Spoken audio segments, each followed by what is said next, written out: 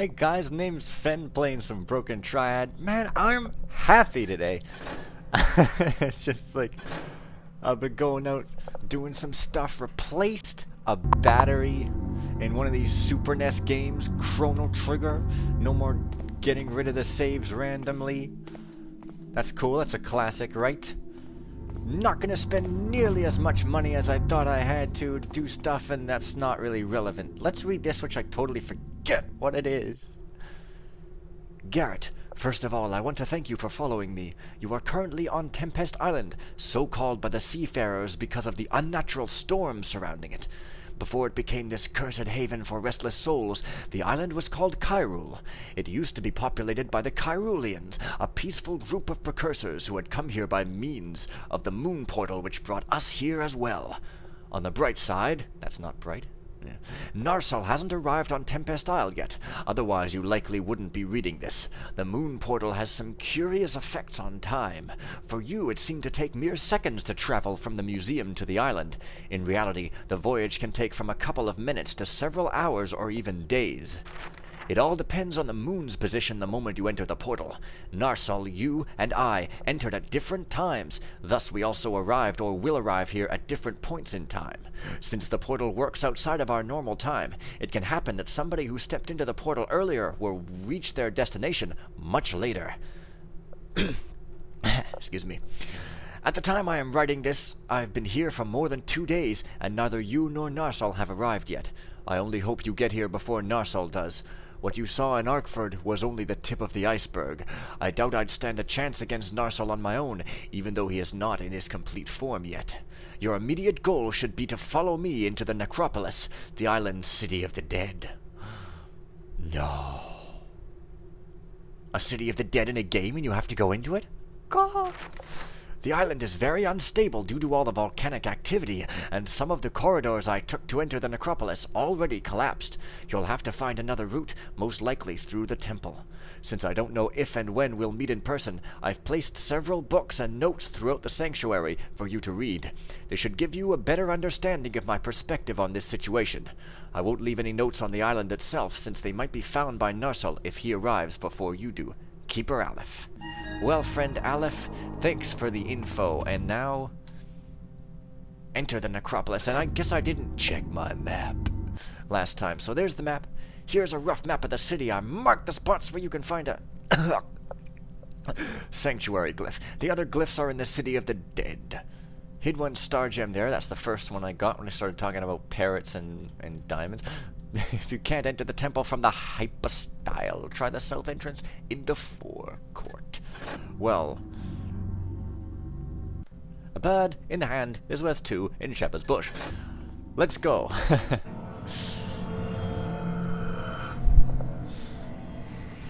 I love that effect. Everything in here.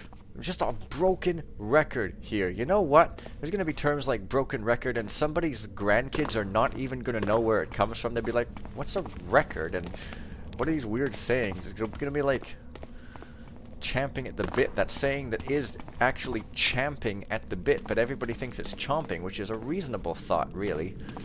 But it is champing, but that's sort of debatable because when a lot of people use a phrase in a different way, it sort of becomes that way officially. So people are going to go like, you mean chomping if you actually say champing at the bit, so like, oh well. Anyway, now that I look like all smart and stuff, there should be like a beetle there. Also, there's some places where there should be beetles where there... I think there should be beetles where there isn't, but there was one there, but he might have fallen off or something. That's so weird.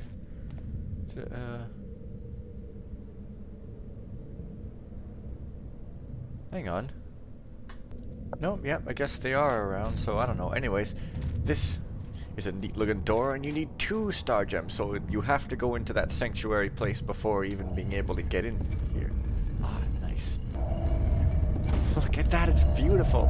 Power crystals, got to love them. You know, it's funny about, like, it's sort of a digression, but about everyone's like, they sort of, everyone knows what futuristic stuff kind of looks like, power cells and, you know, modifying the deflector dish and all this stuff, but we have all kinds of futuristic stuff, but it's just that we know what it is and how it works, and it's, like, boring. I mean, if you see, like, some power cell, like, if you see some crystal that powers stuff, you think it's magic, but we've got batteries. Like, I mean, you don't know, maybe they fill those with electrolyte, and, like, we've got light bulbs, which are pretty magical, except we know how they're made and they burn out, but if we didn't know that, they'd seem pretty, you know, just sort of thinking out loud.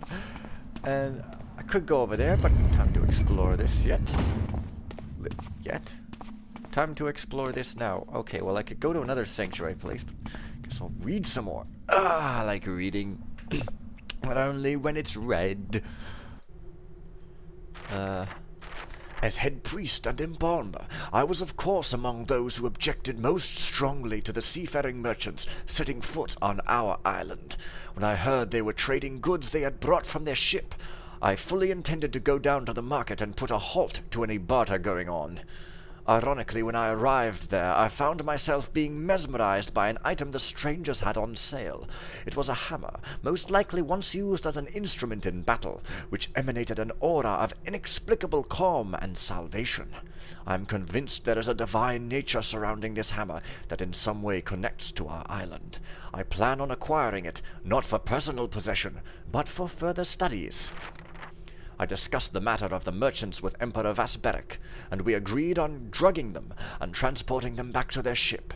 We are not interested in trading with other civilizations, and these hallowed grounds shall not be desecrated by infidels. Head Priest Fuquan. Well, to the cats that say, Fuquan do, add rocks in the bath for what chocolate fondue. Bam! What have we here? Okay, well, this is the first room I was in, and now that thing is unlocked. Oh, translation. What have we here? Kedan Ha-Ref. A practical guide to the known types of demons. False light. False light. Many people who had been on the verge of death reported later that they had seen a bright light at the end of a black tunnel. In almost every account, this light is described as an intense glow emitting peace and calmness. Clerics as well as many scholars agree that the light acts as a guiding beacon which leads the spirits into the hands of the builder. A false light is an extra-dimensional being with the unique ability to cunningly mimic this kind of light. Its enthralling glow lures the souls of recently deceased into a trap where the demon devours or enslaves them. Worlds that are contaminated by a false light commonly experience a dramatic rise in the occurrence of undead, as their trapped souls cannot find any rest. Fortunately, a false light is unable to travel between dimensions on its own, and thus cannot befall other worlds at will. Summoning a false light for item enchantment is only recommended for the very experienced spellcaster. A single item is too weak a binding to hold this type of demon properly. If at all, a false light needs to be imbued into a divided triad. The name false light stands for both the demon and the light it is radiating. Well, that sheds light on a few things. So, tar you'll find Dandy so plued.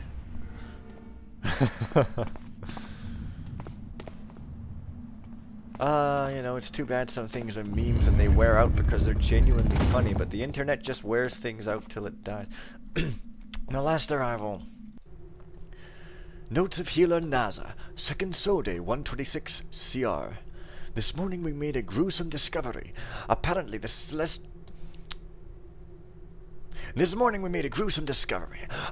celestial gate had been activated during the night, 2 weeks before the next reception. As a result, the unfortunate man who tried to get through only arrived partially.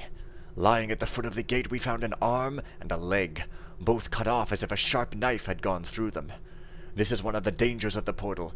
If the moon is not in the right position, travelers run the risk of being torn apart during the voyage and having parts of them arrive at different times. This is why the reception ceremony only takes place 4 times a year, at days precisely calculated by Carath Din's and Kyrul's astronomers. As for the traveler's identity, we cannot be sure for now. He was wearing an intricate ankle collar that suggests him being of higher standing, but otherwise we can only wait for the rest of him to arrive, as dreadful as this may sound. 7th Sode 126th CR. Several healers, myself included, were positioned at the portal to await the unfortunate traveler's arrival. Yesterday the remaining body came through, and to everyone's shock the traveler proved to be none other than Vatoran, Garretts Din's emperor himself. We did our best to aid him, but he was too weak, and with one foot already in the afterlife. During his last few breaths he tried to speak to us, though his voice was no more than a hoarse whisper. From the little we could make out, Garretts Din was on the verge of destruction.